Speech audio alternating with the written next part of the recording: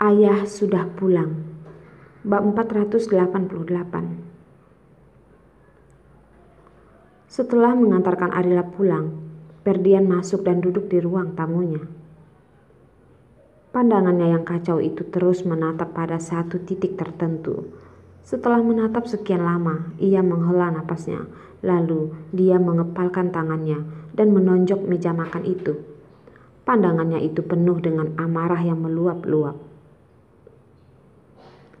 Dia sebagai anak dari ayahnya terluka parah dan berkelana di luar sana, sudah melewati hari-hari yang sangat menderita selama bertahun-tahun.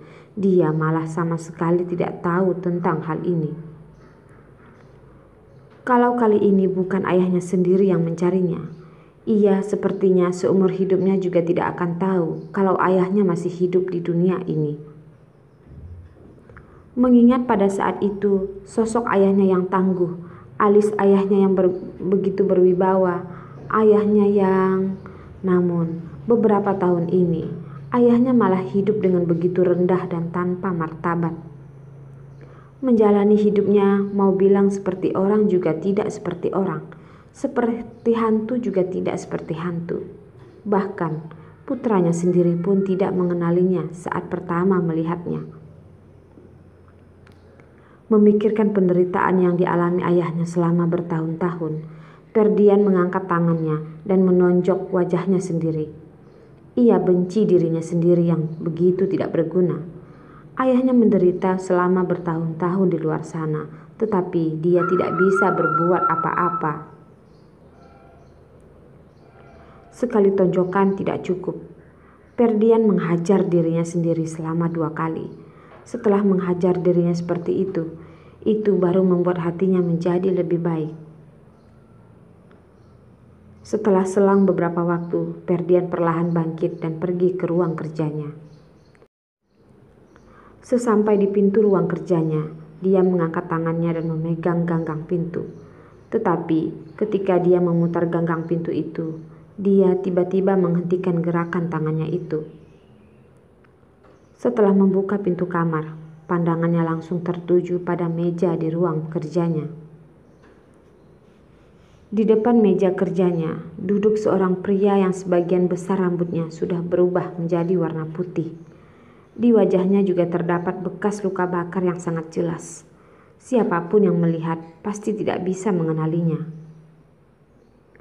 Bukan hanya luka bakar di wajahnya, punggungnya juga sudah bungkuk, membuatnya terlihat menjadi lebih pendek. Kelihatannya seperti orang tua yang sudah berusia 80-an atau 90-an. Tampaknya seperti orang yang sudah melewati penyiksaan yang bertubi-tubi, baru bisa berubah menjadi seperti ini. Tetapi umurnya belum sampai 60-an. Bekas luka yang begitu banyak di tubuhnya yang membuat ia tampak menjadi semakin tua. Ayah, hanya untuk mengucapkan kata yang sangat sederhana itu, Ferdian tampak hampir menghabiskan seluruh kekuatan tubuhnya baru bisa mengucapkannya. Tetapi suaranya itu sepertinya tidak terdengar oleh orang tua itu. Matanya hanya tertuju pada layar laptop yang ada di mejanya. Beberapa detik kemudian, ia baru dengan perlahan mengedipkan matanya. Ferdian juga tidak memanggilnya lagi. Tetapi ia berjalan perlahan ke sampingnya. Matanya juga tertuju pada layar laptop di atas meja itu. Di dalam layar itu tampak senyuman Arila. Setiap gerakan Arila semuanya terlihat dengan jelas. Sebelum Arila datang, Ferdian sudah memasang kamera pengintai di ruang tamunya. Tujuannya agar dia bisa merekam semua gerakan yang dilakukan Arila, supaya pada saat ayah mereka merindukannya, dia bisa membuka rekaman itu dan melihatnya. Setelah menemaninya melihat beberapa waktu, Ferdian menahan rasa sakit di dalam hatinya dan mencoba untuk berkata, "Ayah, kamu sudah melihat terus dari tadi. Kita istirahat dulu sebentar ya, nanti baru kita lihat lagi." "Arila adalah putriku." Fernando yang sepertinya tidak mendengar perkataan yang dikatakan Ferdian. Dia menunjuk-nunjuk Arila yang ada di dalam layar. Sambil tersenyum dia berkata, "Kamu lihat, bola matanya sama persis dengan mata ibunya, tetapi alisnya mirip denganku. Bukan hanya alis yang mirip sama kamu, masih banyak kelakuannya yang mirip denganmu." Ferdian tidak bisa menahan tawanya dan menyampaikannya pada ayahnya. Arila lahir di keluarga Situmorang, besar di keluarga Situmorang. Ayah mereka tidak pernah menggendong putrinya sejak dari putrinya lahir sampai ayahnya hilang. Fernando tidak sempat melihat anak ini lahir, tidak menemaninya tumbuh dewasa. Arila adalah orang yang sangat ia cintai. Penderitaan yang Arila dan ibunya alami selama bertahun-tahun ini membuat Fernando merasa sangat bersalah kepada mereka. Sembari mereka berdua berbicara, air mata pun mulai mengalir dari mata Fernando. Setetes demi setetes mengalir keluar dan membuat pandangannya menjadi sedikit buram. Matanya tidak bisa melihat Arila yang ada di dalam layar dengan jelas. Tetapi di dalam hatinya dia bisa melihat Arila dengan jelas. Putrinya punya banyak kesamaan dengan dirinya. "Ayah, kamu jangan berpikiran seperti itu. Sekarang kamu sudah kembali ke sisi kami. Mulai sekarang kamu bisa melihat Arila dan aku kapanpun yang kamu mau." Ferdian melihat ayahnya. Setiap kali dia melihat wajah ayahnya, hatinya serasa tersayat pisau.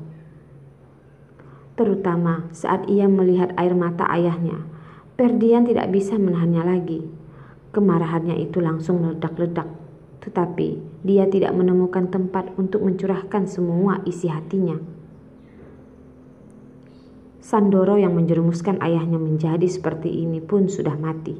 Mereka juga tidak mungkin mencari Eva yang sama sekali tidak ada hubungannya dengan apa yang terjadi pada tahun-tahun itu. Fernando tidak bicara apa-apa, hanya air matanya yang terus mengalir, seolah-olah mengeluarkan semua kesedihan yang telah dia pendam selama 20-an tahun.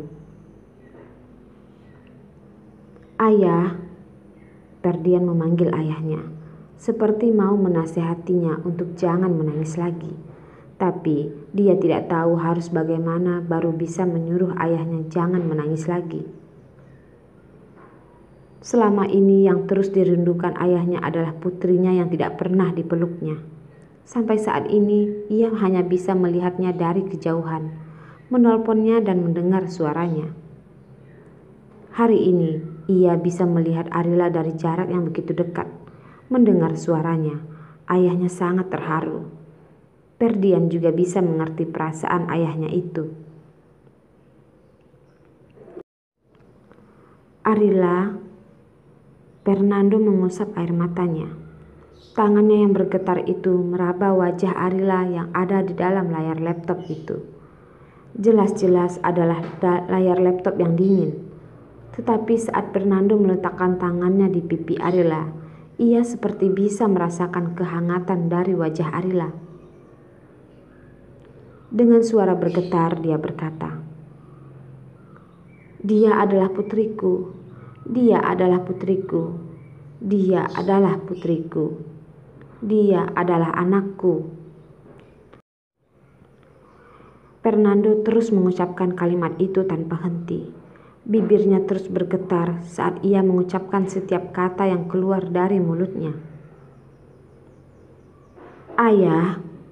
Selain mengucapkan kata ayah, Ferdian benar-benar tidak tahu harus mengucapkan apa lagi. Selama 20 tahun ini, ayahnya melewati hidup yang penuh dengan kegelapan, penderitaan. Ia ingin menggantikan ayahnya untuk menanggung semua itu. "Ferdian, menurut kamu apakah Arila mau mengenal ayahnya yang seperti ini?" Fernando terkejut sendiri dan menyimpan tangannya. Ia menutup wajahnya dengan kedua tangannya. "Tidak, tidak, tidak. Aku tidak boleh membiarkan dia melihatku. Dia pasti akan terkejut dan ketakutan." Ferdian langsung menahan kedua tangan ayahnya. Dengan keras ia berkata, "Ayah, Kamu jangan seperti ini. Tadi kamu sudah mendengarnya sendiri bukan? Arila sudah bilang, tidak peduli kamu seperti apa, kamu tetap adalah ayahnya. Arila tidak mungkin tidak mau mengenali kamu. Tidak, aku tidak mau menakutinya.